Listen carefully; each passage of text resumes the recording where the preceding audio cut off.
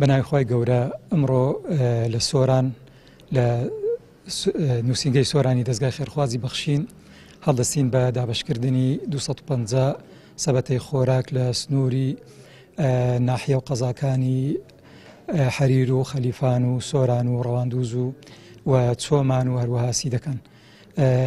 ئێمە لێرە سوپاسی خێرخوازانەکەین، خۆی گەورە پاداشتیاندا سوپاسیانەکەین و دەستخۆشیان لێکەین کە هاوکاریان کردین بۆی بتوانین جارێکی تر لە مانجی پیرۆزی ڕەمەزان هاوکاری خەڵکی هەژار و نەدار و کەم دەرامەت بکەین، هاوکاری یەتیمان بکەین و لە جیاتی وانی سوپاسی خێرخوازان و سوپاسی خوا پێداوانەکەین و داوایان لێکەین کە چەندی هاوکارمان بن و دەستبارگرمان بن، ئێمە شەتوانین زیاتر وەک دەستێکی ئەمین هاوکاری خەڵکی هەژار و نەدار بکەین و پیرۆزبایی مانجی ڕەمەزانیش لە سەرجەم مسلمانانەکەم. کۆمەڵی دادوەری کە خۆی بەسەر پەرشکاری فەقیر و هەژاران دابەشەکە خۆی مادیەکە کۆ ئەکەتەوە وان نییە کۆ ئەکەتەوە خۆی مادیەکە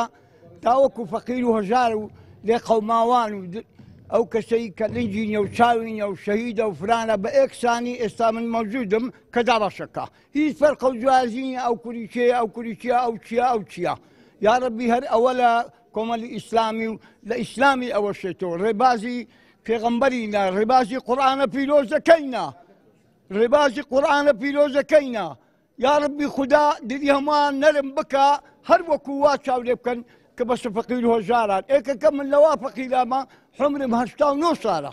وڵاگا هاوکاری عالمێکن و گەلێک خەیرە گەلێک پیاوەتیە خوا خەیری و بنویسی ڕەبی ئامانەتێک خوای بن حەمر و درێژ بی خوایە بەرخم.